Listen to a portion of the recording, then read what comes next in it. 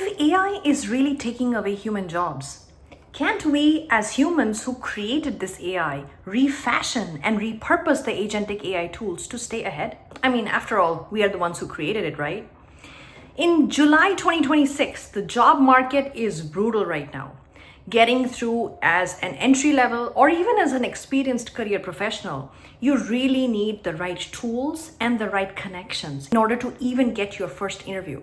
So, here is AI with Sohini breaking down the 4 steps in order to make sure you use all of the AI agentic tools in order to stay ahead of this competition where AI is constantly changing the roles and the jobs so that you stay ahead of it. If this is of interest to you, please hit subscribe, like, and share this with as many people so that we don't get scared of AI, but we learn to thrive and work alongside of it.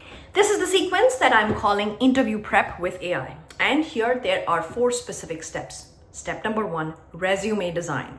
Now, this is the most important aspect of it is you cannot have a readily available templatized version of a singular resume that you readily send or apply online. It just simply does not work anymore. You really have to find the jobs that are actively hiring through your LinkedIn job buddy that I'm going to link. And step number 2, you have to make sure that your resume is fine-tuned for every single job. It's very important that you work with the LLM with the right prompts and with the right guides in order to make sure your resume is fine-tuned for that particular job. Otherwise, you're most likely not even going to hear back. Step number 2 is to have your own clawbot. A clawbot is an agent or an AI assistant that can readily integrate itself with your Gmail or your Google Chat, and it can handle very complex tasks such as making sure your resume is updated every 3 months so that a quarterly update gives it a good brush through, and that way your resume is always ready and available with the right data points. Step number 3, coding.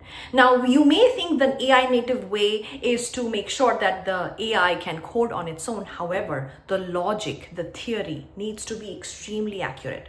So you will really need to brush up on your data structures, on the big O notations, on space complexity, on time complexity. All of it needs to be crystal clear so that if AI is able to make a mistake, you are right there to catch it. So there is a separate chain of tools that you need to use in order to make sure you stay ahead with your coding prep. And finally, the most important one of them, which is your AI ML system architecture. There was a time where ML design would just mean get the data ready for machine learning systems to be trained. And then finally, you will have MLOps to detect, monitor, and to show how much of a drift, concept drift, or a data drift has happened. Those days are now long gone. There are the 3 different aspects of pre-filtering, of fine-tuning, and post-filtering that has to happen with generative AI systems in order to suitably scale them and also make sure that you have the right dependencies upstream as well as downstream. So I am planning a course where I'm going to demonstrate how a normal machine learning system can be upgraded to generative AI system, what the scalability needs for them are, and how you can use them efficiently in order to get ahead of this curve that AI is throwing at us. Now, this is a super detailed sequence. I have not seen any other content out there which is even close to what I'm prepping, and that's the reason why I want to make sure we have a huge community around it. I'll be doing office hours. I want to make sure I address all of your questions so that we can all stay ahead of this AI curve. Please stay tuned, like, share, and subscribe, and follow for more.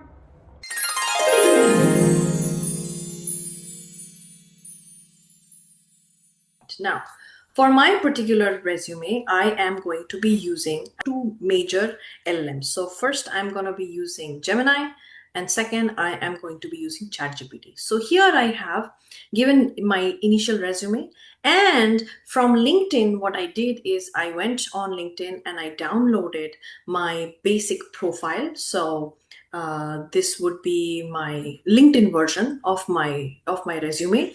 Now, typically having the LinkedIn updated is super useful because this way you have all of your data in one place. All right. So what I did is I have my initial resume and I have my LinkedIn resume.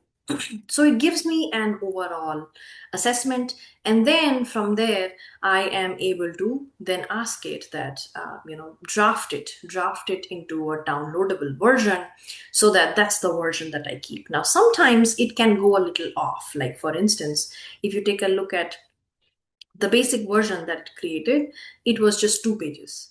And this is not what I wanted. And it was like too succinct. It had just shortened everything up. So that's the reason why just taking anything that an LLM is making blindly is not a good idea. So that's the reason why in this case I asked it, keep it 3 pages, and then from there make sure that the outcome looks like the right one. So here, as you can see, once I did a few Q&A with it, it again gave me another version that has executive highlights. So if I'm looking for, let's say, director level roles at consulting companies, this would be very accurate in order to show what my skills are and the relevant expertise to go with it. So that's what I was able to do with ChatGPT. So I gave it my resume, I gave it my LinkedIn version, I gave it a few sentences, and it is now able to polish it based off of the different levels and for the different companies. Now let's see what Gemini did. Every single bullet is not very wordy anymore, but it was able to make everything into very succinct and short version. So frankly, I liked the Gemini version more than what ChatGPT did, because there it tried to squeeze everything, and this is something that might happen. So please make sure that you do some question and answering. And again, the best way to also figure out is you can ask it to rate it. So here is an example where I'm asking the AI agent to become the screening agent on the side of the employer and rate my resume. And here you see, it gives me an overall score. It also tells me what companies might be more relevant for me and how I can modify it in order to better fit these companies per se. And as you can see here, it gives me post-filtering outcomes. That means there are 2 versions that I as a user can choose from. And as you can see, both of them, the lengths are different. The way in which the details are extracted from them is different, and the way they are arranged, the sections, the format is slightly different. Post filtering such as this is aimed at learning the user's preferences. So the LLM is trying to gauge what is it that this user is really wanting, and it will keep a memory of the same, so that in future, if you ask for it to be fine-tuning your resume for other roles, it has this memory stored and it can do a better job next time.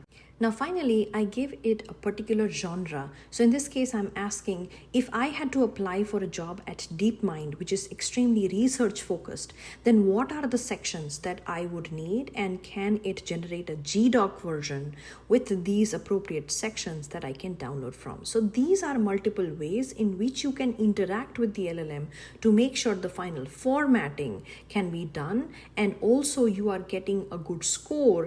This score gives you an in-house understanding of how the employer's AI assistant will rate you, so you know where you stand with regards to the competition. Now that my resume is somewhat updated, I finally find the link to the job application from my LinkedIn Job Buddy, and I apply it, and then I find the final format in order to check if that is matching the expectations from the job requirement at all. And here I am checking it with regards to Gemini and with OpenAI to see if the outcomes or the final scores that I'm assessed for, are they similar or not. Now, I want ideally for both the LLMs to get to as close to 9 or 9.5 out of 10 as possible. So that is the kind of guardrail that you are looking forward to in order to make sure that you even get a call. If your final score on an average across LLMs is less than 9, most likely you are not going to receive a call.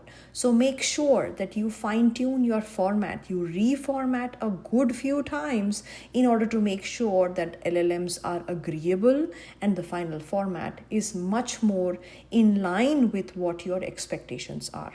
At this point, the only thing that remains is the application itself. Once that's done, this is the whole process that you need to keep repeating till and until you start getting your job interview calls. I hope this was interesting, and I look forward to the next round where we get into the interview prep. Stay tuned and follow for more.